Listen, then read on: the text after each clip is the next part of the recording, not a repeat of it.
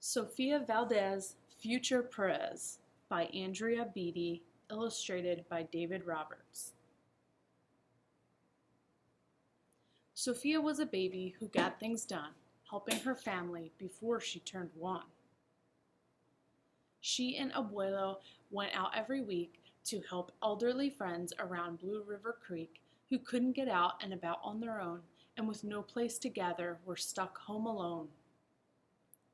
Raking the leaves, taking pets for a walk, or just dropping by for a treat and a talk, Sofia Valdez did as much as she could for her family and friends and her whole neighborhood.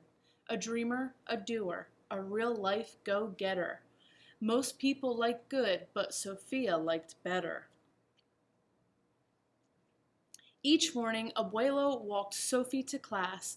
They walked home again along Blue River Pass, making plans, munching cookies, Abuelo and girl, except for that Tuesday when Pup saw the squirrel. With a howl, Pup took off, racing all through the town, over, under, beneath, and all around.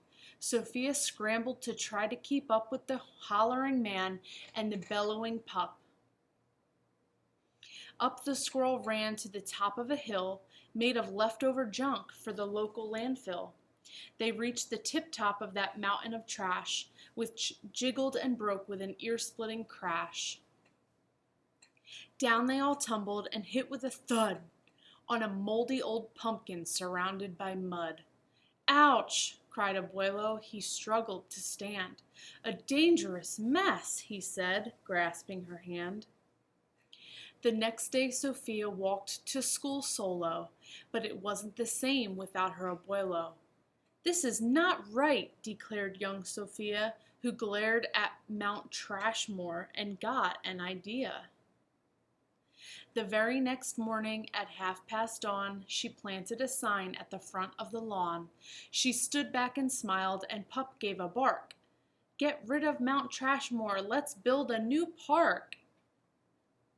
Each of her neighbors had something to say about benches and fountains and places to play. Meeting spots, gardens, a basket for bees, a rubber duck pond, and a kiosk for cheese. She drew every thought on her map of the park, which was perfectly perfect by a quarter till dark. She drifted to sleep in her soft, cozy bed, then bam! She woke up with a thought smacked her head. Her heart skipped a beat, and she realized each one of her neighbors had said, "Let me know when it's done." They all thought Sofia could build it alone. But how could one girl do so much on her own? The weight of that thought made her tender heart ache as night thunder growled and she lay wide awake. Then dawn brought a storm and the gloomy sky wept, and the heartsick Sofia finally slept. Abuelo baked cookies when Sophie got up. He gave her a bagful and sneaked one to Pup. He blinked back a tear as he hugged his Sofia. "For courage," he whispered, "Te amo, mi vida." Sofia's knees wobbled. She felt weak inside. She looked at his ankle and quite nearly cried. Though she didn't feel brave or courageous at all, Sofia Valdez went to face City Hall.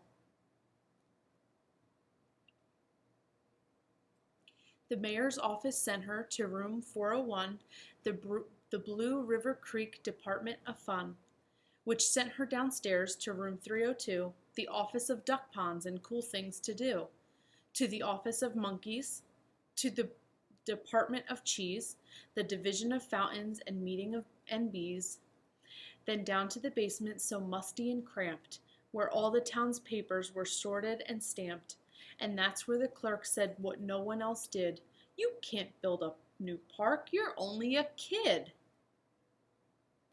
The words smacked Sofia deep down in her heart. Her plan was kiboshed before it could start. "I think," said Sofia, "I think that law's wrong." But her second-grade voice didn't sound very strong. The clerk said, "Clearly it cannot be done. Do you have any questions?" Sofia said, "One. If you were me, and if I was you, and he was your grandpa, what would you do?" Well," said the clerk. Then she said nothing at all.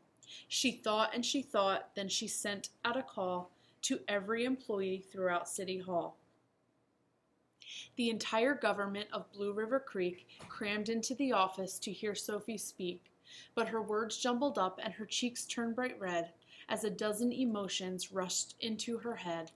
Her heart beat so loudly she thought it would crack. The crowd leaned in closer, Sophia leaned back. Then her arm brushed the edge of the old cookie sack.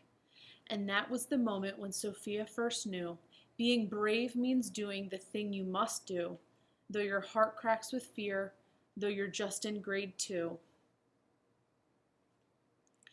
She took a deep breath, looked the mayor in the eye, and though her knees wobbled, she held her head high. Sophia started talking. She spelled out her plan, and why it all mattered, and how it began. And once she got rolling, she had lots to say about meeting spots, monkeys, and places to play, and other ideas for things they could do to help the town elders and other folks too. She had thoughts on the library, thoughts on the zoo, and perhaps a way to combine the two, and... "All right," cried the mayor. "Go start a petition. If the town wants a new park, we'll form a commission." Then others joined in, not all, but a few, like Miss Lila Greer and the kids in grade 2. There were hearings and surveys and taxes to figure, then bulldozers, cranes, and a blue bigger digger.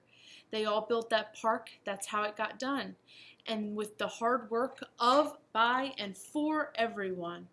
But it began with the dream of one person, just one, who laced up her shoes and then led the way to help Blue River Creek get a new place to play. Now every evening, till long after dark, the town comes together at Citizens Park.